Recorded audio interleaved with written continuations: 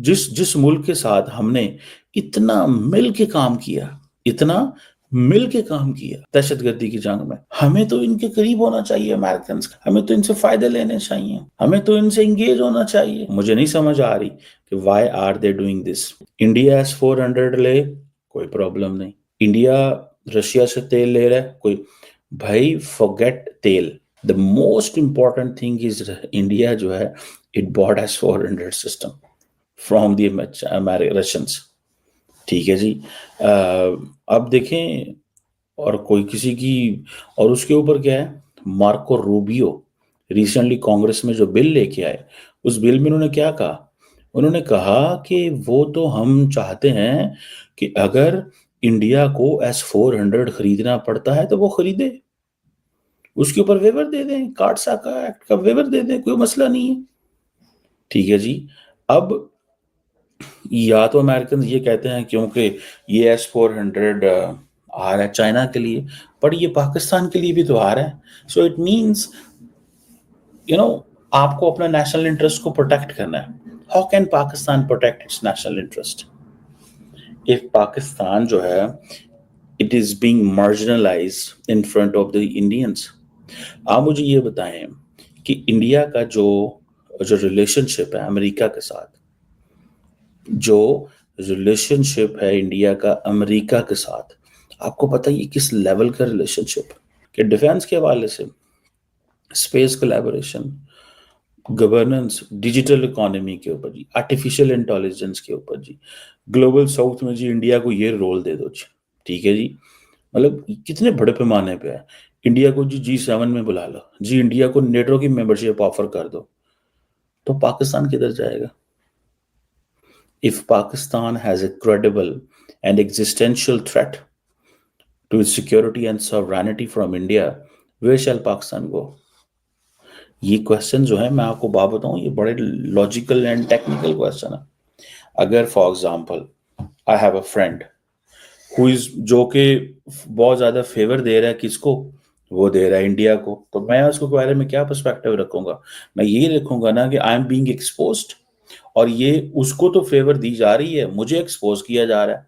So every passing day Pakistan is getting exposed, because जो technology transfer India को है वो पाकिस्तान को तो नहीं है। जो टेक्नोलॉजी ट्रांसफर इंडिया को है वो पाकिस्तान को नहीं है। और क्या हो रहा है सिर्फ ये, अब आप कभी वो जो 22 जून 2023 की जो जॉइंट स्टेटमेंट अमेरिका और इंडिया की है, जिसमें नरेंद्र मोदी साहब आए थे इंडिया, और सॉरी वॉशिंगटन आए थे, और उसके बाद उसके बाद उसके बाद वो आए उधर, और आने के बाद उन्होंने क्या किया, और अब तो अमेरिकी स्टेट डिपार्टमेंट ये भी कहता है कि जब वो वहां पे आए तो उस वक्त जो है, उसी वक्त, अब अमेरिकी जस्टिस डिपार्टमेंट कहता है कि उसी वक्त इंडिया की डीप स्टेट जो है वो पन्नू को फिनिश ऑफ करने की प्लान कर रही थी, फिनिश करने की प्लानिंग कर रही थी जिस वक्त ये जॉइंट स्टेटमेंट हुई। सो दैट इज वाई, इसकी वजह से इंडियंस एंड अमेरिकन के दरमियान थोड़ा सा रखना आया, प्रॉब्लम आया, वो सारी दुनिया को प्रॉब्लम है। लेकिन ये इतना इंपॉर्टेंट रिलेशनशिप है that one thing on Pannu is not something, वो अमेरिकन के लिए ये तो इंपॉर्टेंट है कि वो रेड फ्लैग लगा दें, but for that matter they are not going to destroy the relation between India and the United States. बहरहाल, अब एक तरफ जनाब वो ये है क्रिटिकल एंड इमर्जिंग टेक्नोलॉजी जी इनिशिएटिव लें। जब अफगानिस्तान में जंग लड़नी हो, यही तो इमरान खान को मैं रोता था, यही तो चीज मैं कहता था, और इसी चीज का तो मुझे फ्रैंकली दुख होता था। और अनफॉर्चुनेटली जनरल पब्लिक को इन चीजों की समझ ही नहीं आती। दे डोंट अंडरस्टैंड कि कितना ज्यादा नुकसान हुआ है कि वो एक फॉर्मल रिलेशनशिप अब इनफॉर्मल रिलेशनशिप में शिफ्ट हो गया। It means those institutions are talking which don't have a mandate, जिनका मैंडेट नहीं है वो बातें कर रहे हैं। ठीक है। सो ये चीजें मैं देखता हूँ। सो अब मुझे ये बताएं कि इंडिया को तो वो कह रहे हैं कि हाँ जी क्रिटिकल एंड इमर्जिंग टेक्नोलॉजी, भाई नासा और इसरो जो है वो सिंथेटिक एपर्चर रडार पे काम करेंगे। चलो, हम किधर जाएंगे जी? सवाल तो पैदा होता है। ठीक है जी। और अब वो नरेंद्र मोदी जो है वो 24/7 उसकी गवर्नमेंट एक ही काम कर रही है कि ऐसी पॉलिसीज, ऐसे रेगुलेशंस लेके आए जाएं ताकि ये जो टेक्नोलॉजी शेयरिंग है, को डेवलपमेंट है, को प्रोडक्शन के ऊपर अमेरिका के साथ काम करे।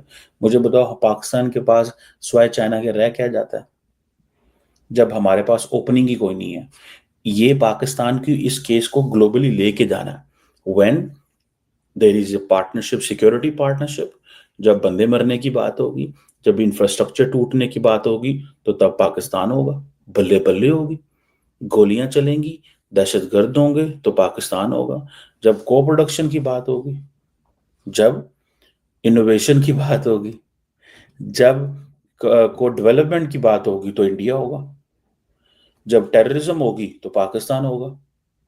सो हमें वो जो डायलॉग हम अमेरिका के साथ हमारा होना चाहिए, and in case if the United States decides to corner Pakistan in terms of जो टेक्नोलॉजिकल कोऑपरेशन है, in terms of defence partnership जो है, अगर हमें कॉर्नर कर देगा तो what options will Pakistan have.